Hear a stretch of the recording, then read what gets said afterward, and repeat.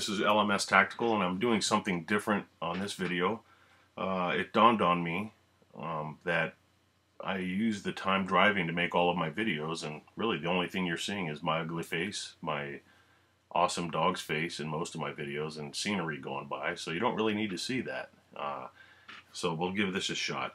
I'll still show some pictures of my dog, I'm sure. I can't avoid that.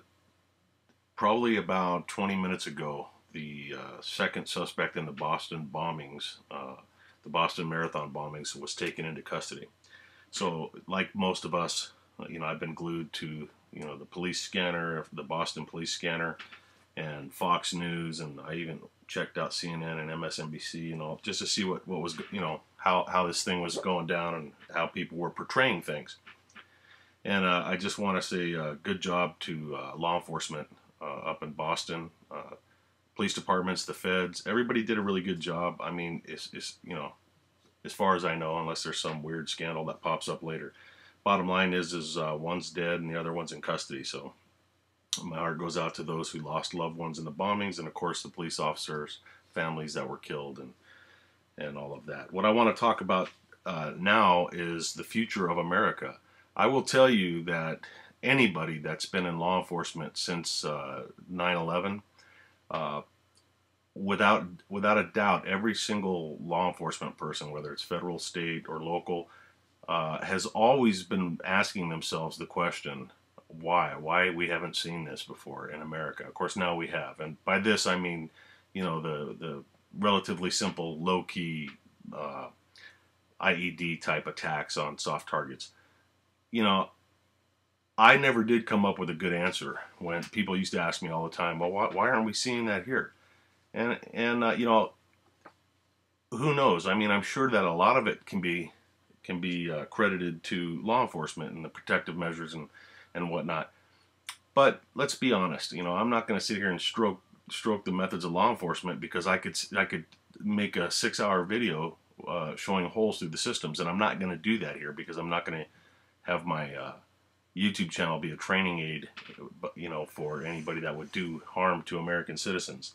But you don't have to think very hard to figure some of this stuff out, as we saw. I mean, this attack in Boston was, in my own opinion, far from sophisticated. I mean, with the exception of perhaps the detonation of it, I think probably 10 people out of a group of 100 could do it with a 15-minute class.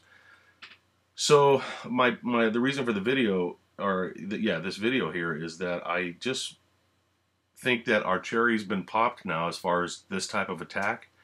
And my warning to us all is that, unfortunately, I think we're going to see a hell of a lot more of this. It's going to increase in frequency and possibly, sadly, in effectiveness in the view of the bad guys.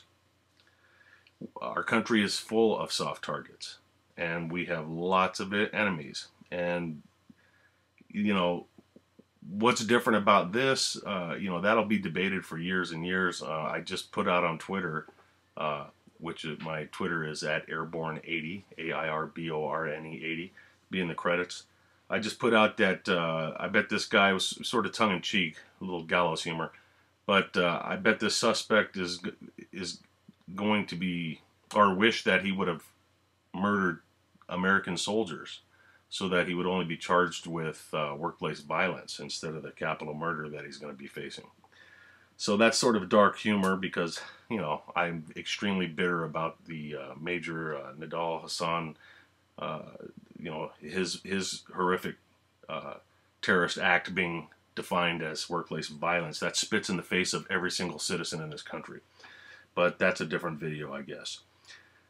Homegrown terrorism, what is that? That's being perpetrated here, because you can define that many different ways. I mean, in some cases, a person's family might come from an area in the world that is the majority is Muslim, and they harbor ill will toward Americans.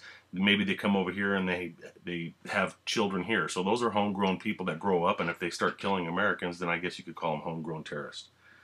There's many different venues where we see these types of potential enemies of of America. The prisons are an absolute breeding ground for homegrown terrorism. I mean, if you go into any of the big prisons anywhere in the country, you're going to find that, you know, people are disillusioned with the country. They're pissed off because they feel like they got fucked over by their country. You know, they forget all about the fact that they held up a liquor store and murdered people. They figure that the country shit on them, and so suddenly Islam looks like a good thing for a couple of reasons, because it's so completely opposite of what they consider everyone else to be following. And, you know, it sort of gives them an opportunity to be religious, but also be pissed off, angry, and plot murder at the same time. So whatever. We have a lot of different areas where, quote unquote, homegrown terrorists can stem from in this country. So that's just something to be aware of. Our own biggest enemy, far above and beyond any of the institutions or areas where homegrown terrorists might come from, in my own opinion, is the restraints that we put on ourselves with absolute bullshit concepts such as political correctness. You know, to some it's an irritation, you know, that you can't say anything without offending some people. Other people, I personally take much more than just regular offense to it, because I look at it as a total weapon of the left, a weapon that is designed, and I've said this many times, is designed to keep right-minded people from speaking the obvious. The old story of the emperor with no clothes. Everybody tells him how beautiful his clothes are because nobody wants to tell him the truth. Till some dude goes, "Hey, king, you know, you're naked." And everybody gasps, and, you know, somebody actually spoke the truth. Bravo. We got to get away from this political correctness crap, this manipulation, this, you know, you see this manifest itself. Tonight I was getting physically ill. I mean, you know, for anybody that thinks that I believe Fox is the end all be all, you couldn't be further from the truth. I watch Fox News primarily, but man, they were pissing me off today. They kept referring to these two people as boys or young men, and, you know, maybe not young men, but boys or youths. You know, come on, man. The fact that the media, CNN was tripping all over itself. I went over to CNN just because I needed to laugh and giggle, so I thought I'd go see how they were covering the story, and they didn't disappoint me at all. They were tripping all over themselves this morning to avoid sounding as if they thought that they were making an assumption that the suspects might be Muslims. You know, it's like, listen, you know, if you're at war with Japan and there's a Japanese person chasing you down an alley with a machete and you manage to get a hold of 911, you don't say there's a guy chasing me. You say there's a Japanese guy chasing me with a machete. You're free to describe what's real, the reality of it. And I've talked about this on many videos about how people are afraid to say the word black and because they may offend somebody. That is absolute bullshit. We are our own worst enemies, and this inability to call a spade is going to lead to much more death and violence. And where it goes from just being a head shaker, it's going to actually it'll be part of the machinery of that causes the unnecessary deaths to American citizens, because people are so goddamn afraid to offend somebody. Fuck that. Offend them. If the truth is offensive, then somebody needs to make some changes on the other side of the truth. Okay? Because the truth is supreme. Truth will always be. And I don't want to sound like some old dude on top of a mountain. But, you know, if you're holding a frickin' red stone in your hand and the entire world is telling you it's green, they're fucking wrong. Period. Okay? Because truth is supreme. You know, one of the things, so what can we do about it? What can we do about this then? Well, we need to take a look at Israel, and it doesn't, you know, regardless of how you feel about that country, I happen to be a fan of Israel. I've been there. I like it. I like the way they do things. I like the freedoms that they enjoy. Do I think that they're perfect? Far from it. But that's another video. But one of the things they have perfected, more or less, through necessity, is their security apparatus. And that's what I'm going to end this video on here, because I know it's probably getting a little bit too long. Where are we at here? We're at 9 minutes now. 9 minutes and, well, I don't know, 54 seconds. In Israel, the differences between of course, they're a smaller country, so it's easier to contain some of these things. But most of the concepts in terms of security can be utilized and should be utilized in all civilized countries, because we are in an era where we are in the middle of a war of cultures or a war of civilizations. No matter how much that offends somebody, it is what it is, just period. There is a segment of people in this world that want the other half dead because of their religious beliefs. That doesn't make me happy, but you're never going to solve a problem until you identify the problem. So now that we have the problem identified, what can we do about it? We need to empower our citizens to become part of the security apparatus so that it's normal and everyday and not something that is unusual. In Israel, for example, if a family is walking down the street, and this is just one example of many, and the youngest member of the family, let's say it's 5-year-old Johnny, and he looks over and he sees some guy set a bag down and walk away, he is going to tell either his parent or guardian, whoever's with him. If he's a little bit older and he's walking down the street, he's going to run up to the nearest cop or a soldier. He's going to do something because of a couple of reasons. You know, they have woven this into their cartoons and their advertisement where the kids are educated.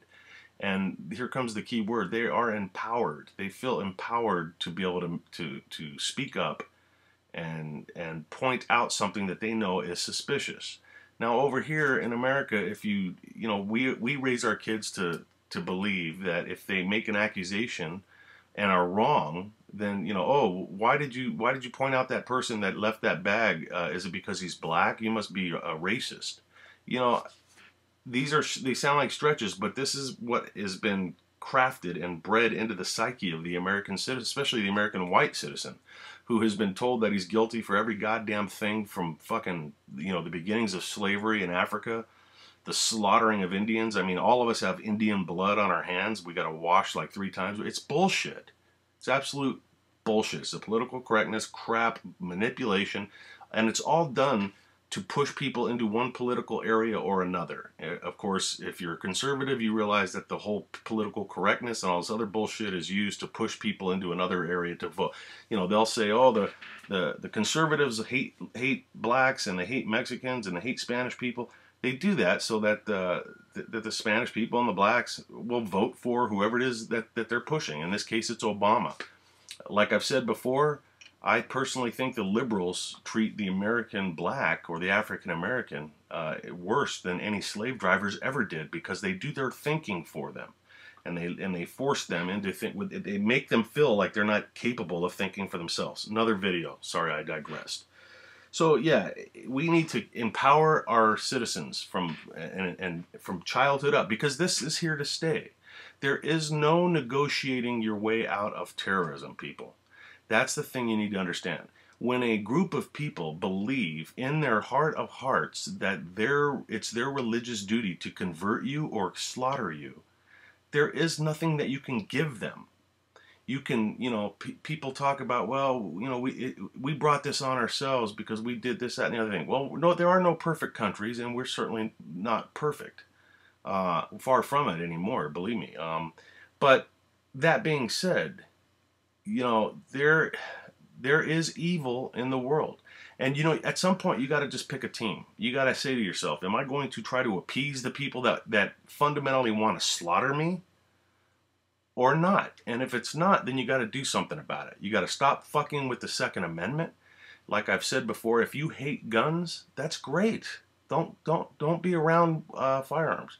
But you gotta, if you have to spill your own blood to protect the Second Amendment, you would be a fool not to, because eventually those who are attacking the Second Amendment will be after an amendment or a right that you like and that you cherish. It'll be the First Amendment that'll go next. And don't think that hasn't happened. That's how it happens in history. This is not a new thing. We have Europe to look to in the not so distant past, and we can see how these things, which possible directions they can go to, they can lead to. So we have a lot of work to do, okay? We have to understand that we all have a responsibility to be educated voters. We cannot be manipulated. Just because somebody says, hey, vote for Obama, you don't vote for Obama. If you vote for somebody because somebody told you to, or your relatives are doing it, or you saw a bumper sticker, then you're a worse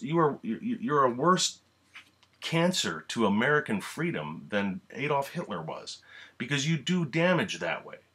Make sure that when you go to vote for anything, that you understand everything, that you've taken the time to read it. Put your fucking marijuana down or whatever it is that's kept you from educating yourself, and pay attention to your world. It's a world that you're living in, and you're going to leave it to other people, and you shouldn't shit all over it the way we are. We have an obligation to stay involved and stay informed. Not just with the presidential elections. Find out who the hell your leadership is and let them hear from you. Write letters to them and tell them they're doing a good job, or tell them they're not doing a good job. Tell them, I like what you're doing. I'm going to keep voting for you, and I'll support you. I don't like what you're doing. I'm going to do my best to make sure that you don't get a second term. That's called living, man. That's called being part of the solution and not part of the problem. I've probably rambled on a little bit too long. Thank you for sticking with me. And if you haven't checked out my other videos, by all means, please subscribe and check out the other videos. Like I said, they're hit and miss. I just did one regarding the Spanish voters, and I took a little flack. None of this stuff is scripted. It's all, you know, I turn on the camera and just start talking. So I'm not going to change the way I do the videos because it's kind of who I am. I tried that once, and yeah. Just check them out, see what you think, and by all means leave some comments. And as long as you're not calling me a fucking asshole, I'll keep them up there. Stay safe, and God bless America.